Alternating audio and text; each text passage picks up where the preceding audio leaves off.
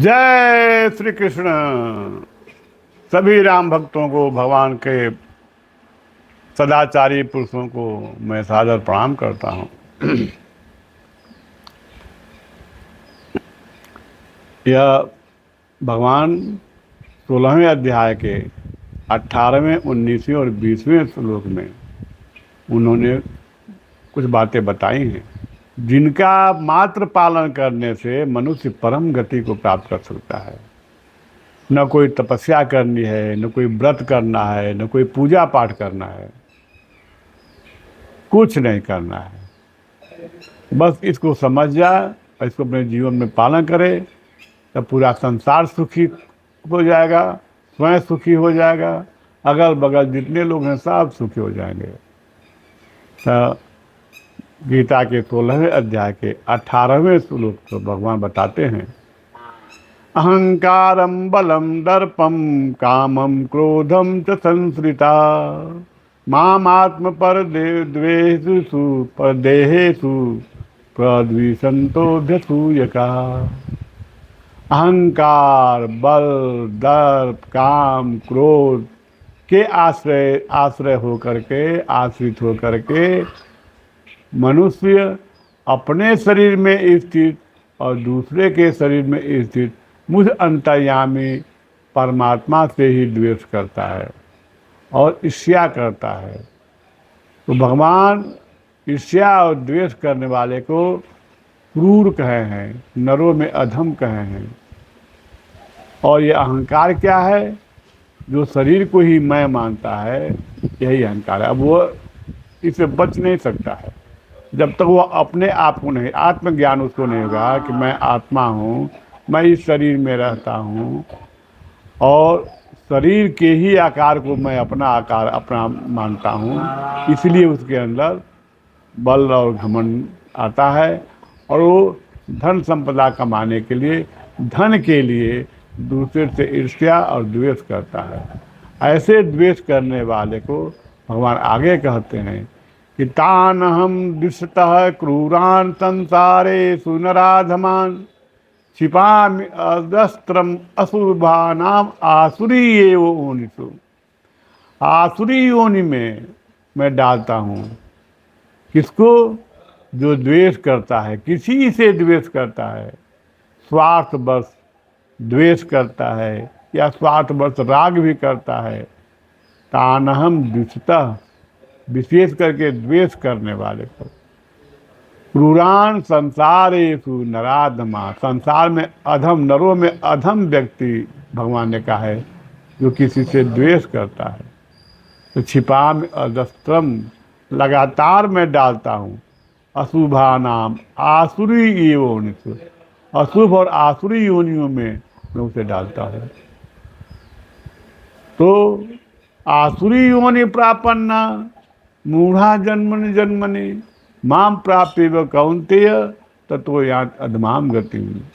यह आसुरी योनि को जब प्राप्त कर लेता है यह मूर्ख व्यक्ति, जो मनुष्य का शरीर प्राप्त करके, जो बड़े भाग्य से, आपके बड़े पुण्य का फल है कि आपको उससे भगवान प्रसन्न होकर के और आपको मनुष्य शरीर दिया, स्वस्थ शरीर दिया, स्वस्थ दिमाग दिया, सोचने के लिए बुद्धि दिया है, विवेक दिया है, और ये सब पा करके और संसार में आपको शिक्षा देने वाले गुरु भी मिल गए हैं, तब भी आप द्वेष कर रहे हैं।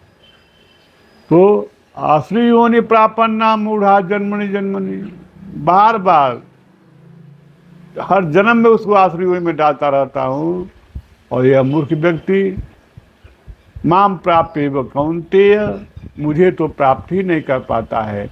और यांत अधमाम, ततो यांत अधमाम गति, उसके बाद अधम गति को प्राप्त करता है। भगवान ने बार बार केवल आत्मा का उद्धार करने के लिए मनुष्य दिया है कि ताकि आप अगले अशुभ योनि में न जाएं। इसके लिए उन्होंने गीता के 6ठे अध्याय में 5वें श्लोक में कहते हैं, उद्धरेदात्मनात्मानम नात्मानम अवसादेत आत्मैव ही आत्मना बंधुरात्मैव रिपुरात्मना। अपने आत्मा का उद्धार करो, नात्मानम अवसाद, उसको अवसाद में मत डालो, उसको दुखी मत करो, उसके अशुभ योनियों में मत डालो। आत्मे भी आत्मना बंधु, आप ही अपने मित्र हैं और आप ही अपने बंधु हैं। जो आत्मा आपके अंदर है, परमात्मा, वही आपका मित्र है, वही आपका दुश्मन है।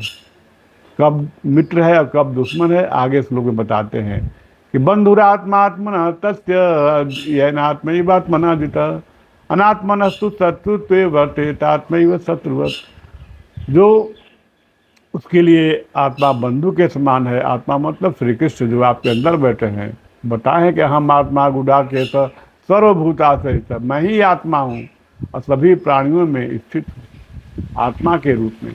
वही आत्मा आपकी बंधु है, वही आत्मा आपकी मित्र है और दुश्मन है। कब?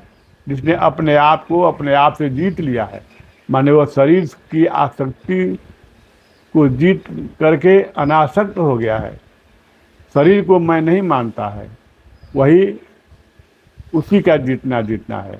और जो अनात्मा में अपने सुख दुख की इच्छा करता है, अनात्मा से स्वार्थ रखता है, ऐसे व्यक्ति के लिए भगवान शत्रु जैसा व्यवहार करते हैं। अतः अथम गति में न जाना पड़े, इसके लिए बस एक ही उपाय है, किसी भी व्यक्ति किसी भी प्राणी से द्वेष न करना।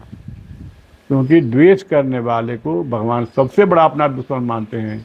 क्योंकि वो कहते हैं कि जिससे द्वेष करता है उसमें भी मैं हूँ और तुम्हारे भी मैं ही हूँ, मैं ही हर जगह व्याप्त है। तब किसी से द्वेष करते हो, किसी को गाली गलौज करते हो तो हम ही को करते हो। और किसी को सुख देते हो निस्वार्थ भाव से, निस्वार्थ भाव से सुख देते हो। लेकिन स्वार्थ से सुख देते हो, तुम अपने कोई सुख के चक्कर में पड़े हो, उसके सुख में नहीं हो। उसको सुख इसलिए देते हो कि उससे हमको सुख मिलेगा, ऐसी बात नहीं। ये स्वार्थ निस्वार्थ सुख नहीं हुआ। तो निस्वार्थ भाव से किसी को सुखी करना, भगवान को ही सुखी करना है। किसी का आदर करना, भगवान का ही सम्मान करना है। और उसको कुछ चढ़ाना, उसको पूजा करना, उसको कुछ देना, खिलाना पिलाना, यही भगवान की पूजा है। इसलिए भगवान की पूजा हर समय हो सकती है, क्योंकि आपके आस पास हर जगह परमात्मा ही स्थित है। कहे हैं कि समोहम सर्वभूतेषु न मे द्वेष्टि न प्रिय ए भजन्ति तू माँ भक्त्या मैं तेषु चाप्यहम्। मैं सभी प्राणियों में एक समान हूँ। चींटी में भी उतना ही हूँ और हाथी में भी उतना ही हूँ। ये नहीं कि चींटी छोटी है तो मैं छोटा हूँ, हाथी बड़ी है तो मैं बड़ा हूँ, नहीं। सब प्राणियों में समान हूँ। इसलिए किसी भी प्राणी से जब आप व्यवहार करते हैं, वार्ता करते हैं, तो समझिए कि मैं परमात्मा से बात करता हूँ। और परमात्मा कभी कभी आपका परीक्षा लेने के लिए कुछ उल्टा सीधा भी बात कर देते हैं। वो आपके देखने के लिए कि आप कितना हमारी कही हुई बातों पर विश्वास करते हैं। इसलिए कोई आपका अपमान भी करे तभी आपका उतना ही सम्मान करे। जितना आपका सम्मान करने वाले को सम्मान कर देते हैं, उतना ही आपका अपमान करने वाले को आप उतना ही बल्कि ज़्यादा सम्मान करें, क्योंकि आपको वह आपका पाप काट रहा है। और इस प्रकार भगवान के बताए हुए इन रास्तों पर चल करके आप परम गति को प्राप्त कर सकते हैं, जिसके लिए मनुष्य मिला है। जय श्री कृष्ण।